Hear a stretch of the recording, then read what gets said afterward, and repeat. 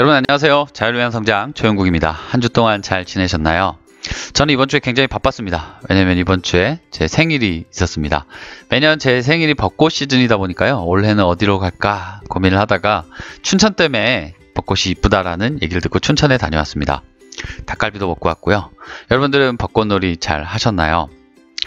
이번 주에도 부동산 시장에 많은 일들이 있었던 것 같습니다. 지난주에 PD수첩에서 집값 담합에 대한 내용이 방송이 되고 나서 이번 주에는 과연 어떤 아파트 단지들의 허위 매물 신고가 많았는지 그 단지 리스트가 공개가 되기도 했고요. 정부에서는 9억 원 이상 고가 아파트에 대해서 주택 청약 시에 특별 공급을 폐지하겠다라는 내용을 발표하기도 했습니다. 방금 말씀드린 어떤 집값 담합이라든가 그리고 특별공급 폐지에 대해서 제 개인적인 의견도 있습니다만 이 영상을 통해서 여러분들과 그런 내용을 공유하기에는 제 의견이 너무 많이 반영이 되고 그리고 윤리적인 부분도 들어갈 수가 있을 것 같아서 지양하기로 했고요. 오늘은 여러분들과 이 보고서에 대해서 오히려 한번 같이 알아보는 게 좋겠다라는 생각을 가져서 이 보고서를 한번 가져와 봤습니다. 이게 뭐냐면요. 2018 KB 부동산 보고서입니다. KB가 2017년도까지 부동산 시장을 진단을 했습니다. 그리고 2018년도에는 과연 어떻게 될 것이냐에 대한 부분을 예측을 해놓은 보고서가 되겠는데요.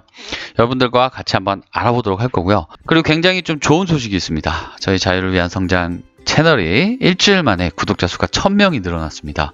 굉장히 빠른 속도로 늘어나고 있는 건데요.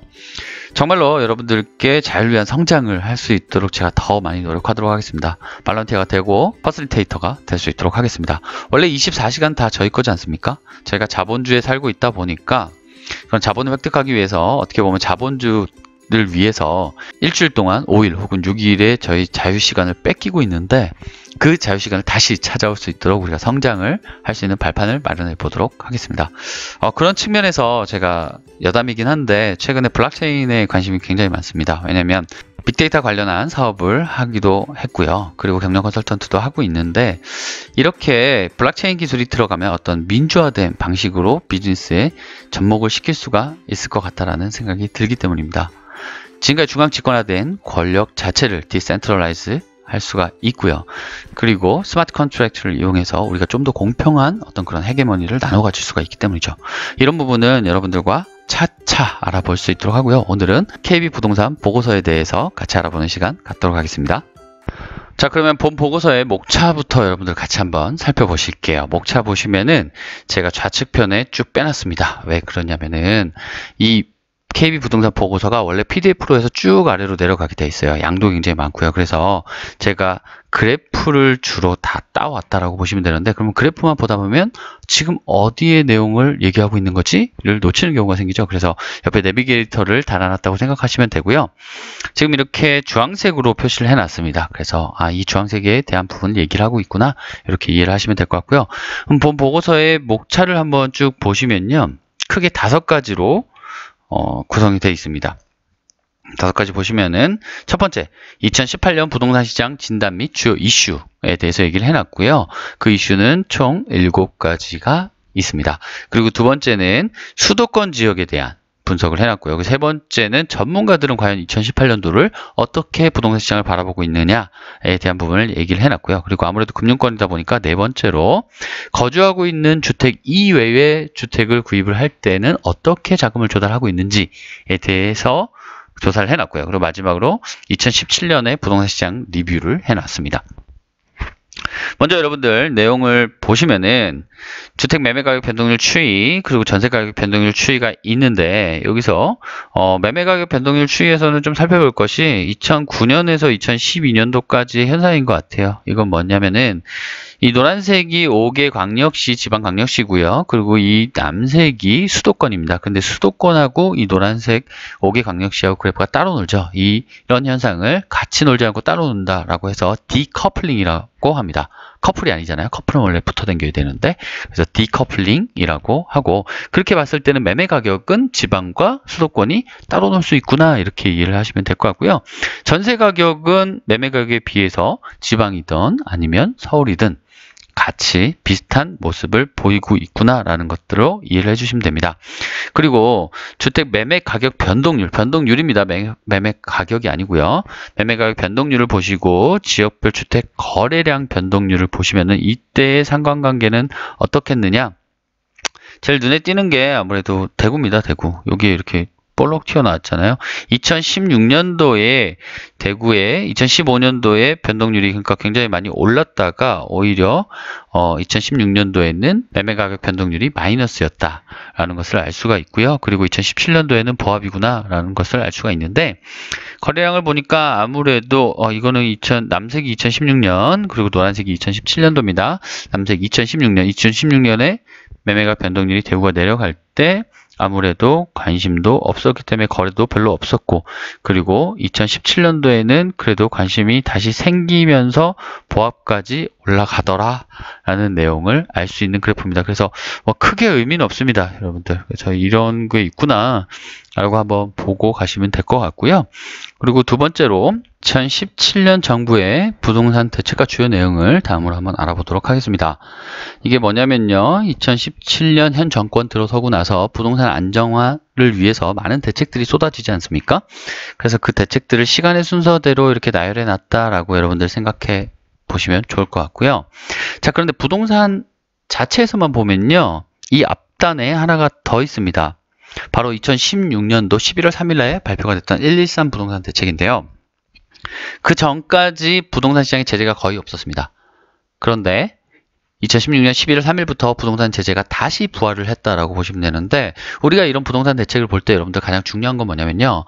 부동산 대책은 누가 내는 겁니까? 정부가 내는 거죠. 그래서 정부의 부동산 시각을 살펴보는 것이 중요합니다.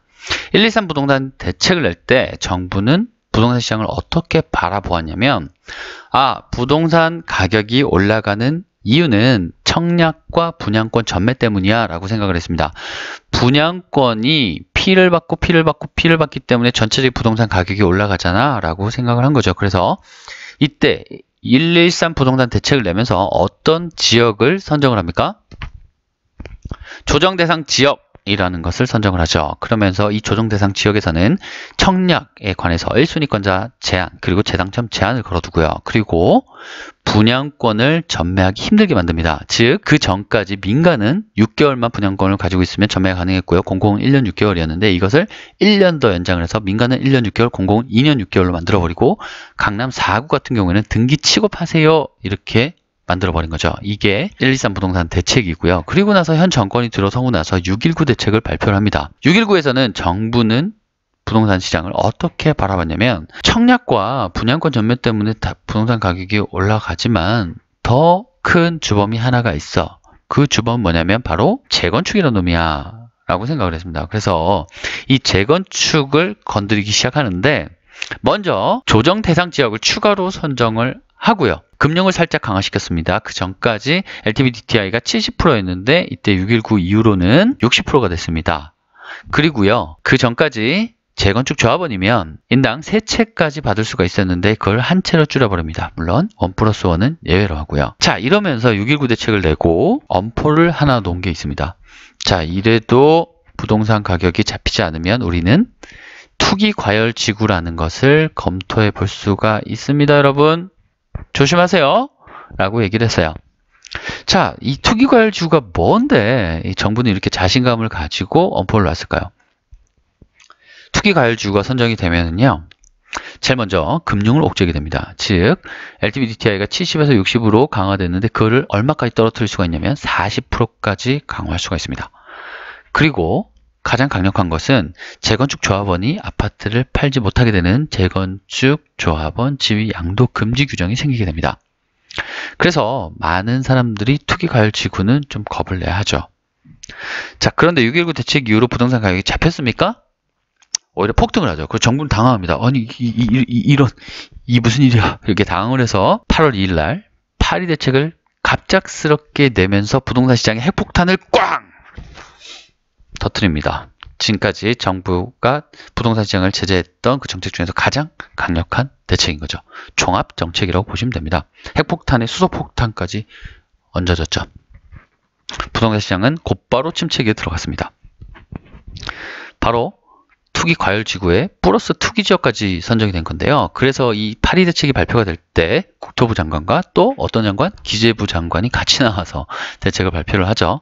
즉, 이 청약 분양 시장과 그리고 재건축 시장을 규제하는 것은 국토교통부. 그리고 금융권을 더욱더 옥죄는 것은 바로 기재부의 소관이죠. 그래서 우리 두 부처가 합동해서 부동산 안정을 위해서 핵폭탄과 수소폭탄을 하나씩 가져와서 투하했습니다. 여러분 조심하세요. 라고 얘기를 한 거죠. 자, 이때 6.19가 있었고 파리 대책이 나오기 전까지 많은 사람들이 투기 과열 지구가 선정이 될 것 같아. 부동산 가격이 너무 많이 올랐어. 그런데 선정이 돼도 이 카드는 너무 강력하니까 한 강남 4구 정도에서 끝나지 않을까라고 예상을 했었는데 웬걸 서울 전 지역이 투기 과열 지구로 선정이 됐습니다. 그리고 또 많은 구가 투기 지역으로 선정이 됐습니다. 강남 4구는 당연하고요. 마용성에다가 양천구, 그리고 강서구, 그리고 노원구까지 거기에 넣어서 노원구가 굉장히 당황하고 노원구가 우리가 무슨 잘못이 있어? 막 이랬던 사건도 있었습니다. 집결을 하고 막 그랬었죠. 그리고 나서 이제 9.5 대책에서 얘기한 거는 자, 한 달이 지났어. 우리가 파리 대책을 내고 나서 우리는 놀거나 부동산 시장의 폭등을 다시 한번 좌시하지는 않을 거야 라고 얘기를 한 것이 9.5 대책이고요. 그리고 12.4 대책을 내면서 가계부채 안정화 대책이라고 하면서 DTI, 신 DTI 얘기를 하게 되는 거죠. 지금은 18년 1월부터 신 DTI가 시행이 됐고 3월 말부터 뭐가 됐습니까? DSR이 시행이 되고 있죠. 굉장히 점점 부동산 시장이 어려워지고 있다. 이렇게 생각을 하시면 될 것 같습니다. 이 부분에 대해서 대책에 대해서는요. 사실상은 굉장히 긴 내용입니다. 그래서 이것만으로 뭐 한 2시간 정도 얘기할 수도 있는 내용인데 간략하게 여러분들하고 같이 한번 알아봤고요. 재밌으셨는지 모르겠네요. 자, 그리고 다음으로 예금은행 주택담보대출 추이 이걸 보시면요. 2017년 8월 2일 파리 대책 이후로 순증액이 줄고 있다라는 모습을 여러분들 보실 수가 있는데요. 그만큼 사람들이 자금을 땡기기가 어려워졌다. 레버리지를 이용하기는 어려워졌구나라고 이해를 하시면 될 것 같고요. 그리고 다음으로 주택담보대출 금리 추이인데요. 보시면은 09년도 정도가 제일 높았네요. 7.58% 대출금리가 있었고요. 지금 한 3.46% 조금 더 올랐겠죠. 이렇게 대출금리가 쭉 내려왔다가 다시 올라가고 있는 상황이다 라고 보시면 되고요. 자, 그런데 이 점선이 뭐냐면요. 매매 가격입니다.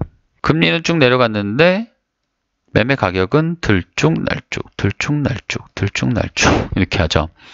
그래서 뭐 금리가 올라간다라고 해서 부동산 가격이 거기에 곧바로 반응하느냐, 사실 그건 아닙니다. 제가 저번 시간에도 환율, 뭐 주가, 금리에 관련해 가지고 부동산 시장이 어떻게 될 것이냐 이런 내용으로 여러분들과 함께 내용을 공유한 영상이 있는데요. 중요한 메시지는 이겁니다. 부동산 시장은 심리고요. 열기가 되게 중요합니다. 이 부동산 시장은 온돌 같아서요. 쉽게 꺼지거나 쉽게 달아오르거나 그러지 않습니다. 그래서 정부가 금리를 올려서 대출금리가 올라간다라고 할지라도 부동산 시장의 열기가 뜨거우면요, 곧바로 그 정책이 먹히진 않습니다. 즉, 금리가 올라가는 상황에서도 부동산 가격이 같이 따라서 올라가는 영향이 있고요.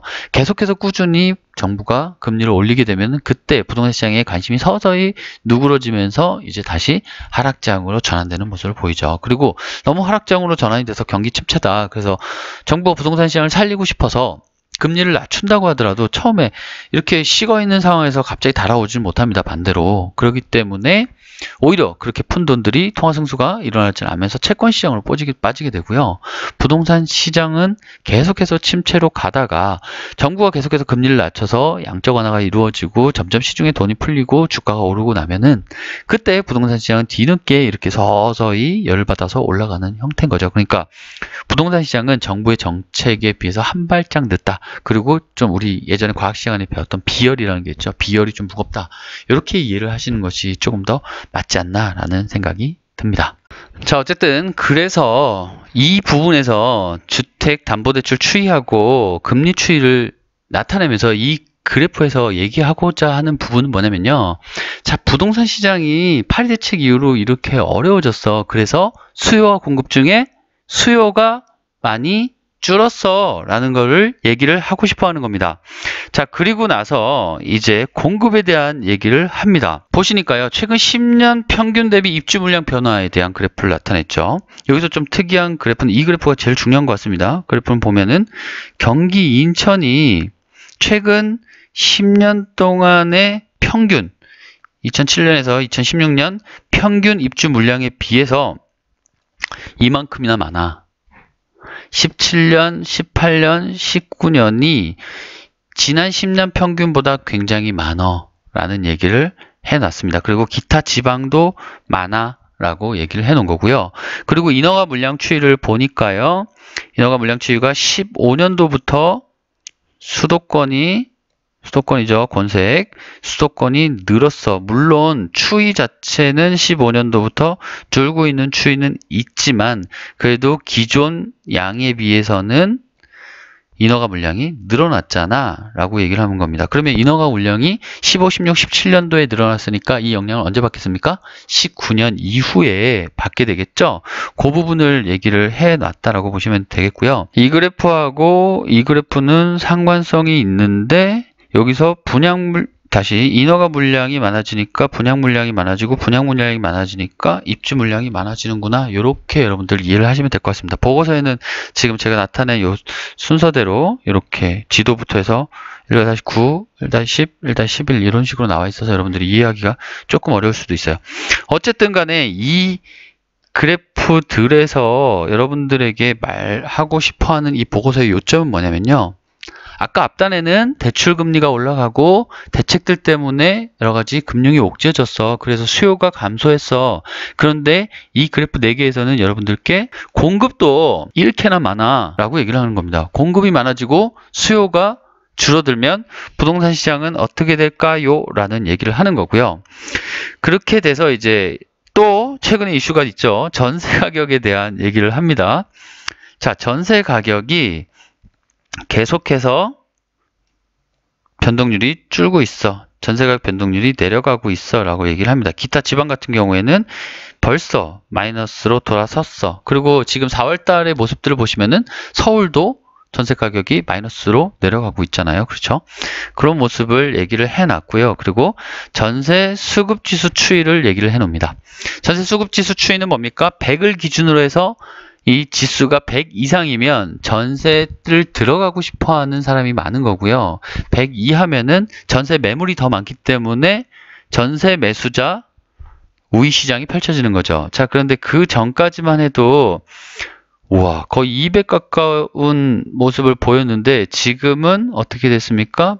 100에 가까운 모습을 보이죠. 그러니까 전체적으로 부동산 전세 시장이 안정이 되면서 전세 가격도 이렇게 안정이 됐어. 그러니까 너네들 점점 어려워질 거야. 전세 가격이 내려갔다는 것은 매매 가격이 받칠 수 있는 하방 안정성이 줄어들었다라고 보시면 되잖아요. 그죠? 그래서 지금 수요 얘기를 해놓고 공급을 얘기를 해놓고 마지막에 전세까지 얘기를 하면서 지금 시장의 전체적인 모습을 진단을 해놨다라고 여러분들 이해하시면 될 것 같습니다. 네, 지금까지 우리가 그래프로 전체적인 모습을 봤고요. 그러면 1-1 2018년 부동산 시장 진단의 요약을 한번 해보겠습니다.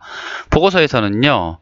서울과 수도권 일부 지역을 제외한 대부분의 지역에서 시장 침체가 예상이 되면서 지방 경기는 이미 하강 국면에 접어들었다. 입주 물량이 증가하면서 전체적으로 시장 위축이 불가피할 것으로 보인다. 그런데 서울의 경우에는 잘 모르겠어. 왜냐면은 금융위기 이후에 장기 조정을 받기도 했었고 공급 물량에 대한 부담이 기타 지방이라든지 경기도에 비해서는 좀 덜 하잖아. 그런데 전체적으로 분위기를 보니까 최근에 단기 급증이 부담스럽고 정부 규제가 있고 경제 여건이 그렇게 좋지가 않아. 그래서 상승폭이 점차 둔화될 가능성이 있어. 그렇기 때문에 2018년도에 주택을 구입하시려는 분들은 상세하게 조금 더 면밀하게 동향을 파악해 보고 선택을 하세요 라고 얘기를 한 겁니다. 그래서 한 발 빠지는 거죠. 앞단에서 수요에 대한 얘기를 해놨고요. 공급에 대한 얘기를 해놨고요. 그리고 전세 시장에 대한 이야기를 해놓으면서 이것이 근데 지역별로 좀 다른 모습도 있어. 그렇기 때문에 우리는 어디가 좋다라는 얘기는 사실 잘 못하겠고 여러분들이 판단을 해. 그래서 옛날같이 서울이 어때, 대전이 어때가 아니고 그 밑에 구까지, 동까지 여러분들이 자세하게 분석을 해서 한번 판단해 봐 라고 얘기를 한 겁니다. 네, 지금까지 2018년 부동산 시장 진단이었습니다.